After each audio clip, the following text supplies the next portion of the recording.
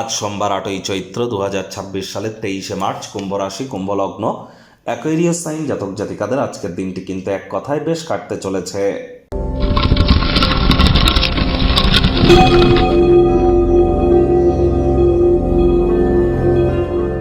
ভিডিওটির শুরুতেই স্ক্রিনে আপনারা দেখতে পাচ্ছেন দেবাদিদেব মহাদেবের রুদ্র গায়ত্রী মন্ত্র, ওম তৎপুরুষায় বিদ্মহে মহাদেবায় ধীমহি তন্ন রুদ্র প্রচোদয়াৎ।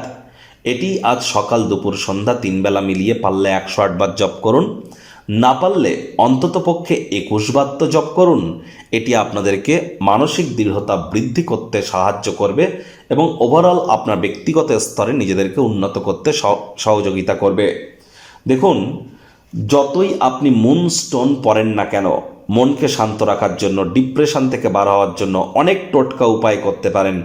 অনেক পাথর পরতে পারেন, অনেক শিকড় পরতে পারেন, অনেক কবচ পরতে পারেন, মাদুলি পরতে পারেন, কিন্তু যদি আপনি আপনার মায়ের মুখে মুখে তর্ক করেন, মায়ের উপরে কথা বলেন, সে মা আপনার যতই খারাপ হন না কেন, প্রথমত মা তো কখনোই খারাপ হন না, আর তিনি জন্ম হইতেই আমরা মায়ের জন্য বলি প্রদত্ত।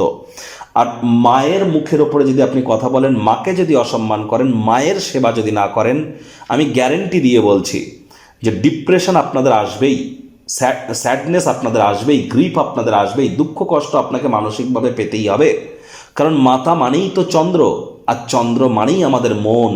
তাহলে মনকে যদি আপনি সুস্থ রাখতে চান, সবল রাখতে চান, দৃঢ় রাখতে চান, মায়ের সেবা করুন, মায়ের কথা শুনে চলুন। দেখবেন এর থেকে বড় কোনো প্রতিকার কিন্তু হয় না মানসিক সুখ প্রাপ্তি করবার জন্য। ভাগ্য মিটার আজ আপনাদের বলছে 8 আউট অফ 10 ভাগ্য আপনাদের অনুকূলেই থাকবে। স্বাস্থ্য, প্রেম, দাম্পত্যই কয়েকটি ব্যাপারে আপনাদেরকে একটু সাবধানতা অবলম্বন করেই কিন্তু চলতে হবে। আজ আবেগের বশবর্তী হয়ে কোনো প্রকার রিস্ক বা ঝুঁকি নেওয়া থেকে বিরত থাকুন। পরসমালোচনা, পরচর্চা, পরনিন্দা, রাগ, বিদ্বেষ, হিংসা, ঘৃণা, অহংকার, ইগো এই ধরনের নেতিবাচক অনুভূতিগুলির আশ্রয় ভুলেও যেন গ্রহণ করবেন না। হতাশা কিন্তু আপনাদেরকে গ্রাস করতেই পারে। আজ অর্থোডক্স চিন্তাভাবনা, গোঁড়ামি, পুরনো দিনের ধ্যান ধারণা, কাউকে ডমিনেট করার মতো চিন্তাভাবনা, এগুলো যদি থেকে থাকে ত্যাগ করুন। তা না হলে কিন্তু আপনার নিজের উন্নতির পথকেই আপনি ব্যাহত করছেন।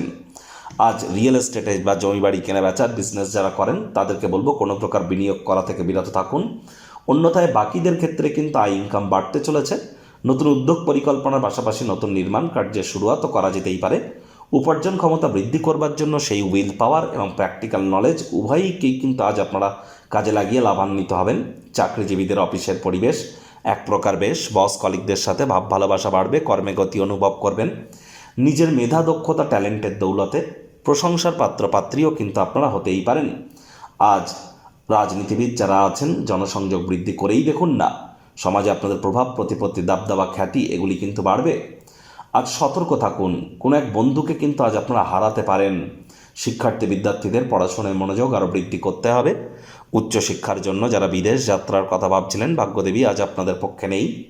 সন্তান সন্ততি থেকে থাকলে তাদের দিকে সজাগ দৃষ্টি আপনারা বজায় রাখুন। হাউস ওয়াইফ যারা আছেন দিনের শুরুটা তাড়াতাড়ি করুন।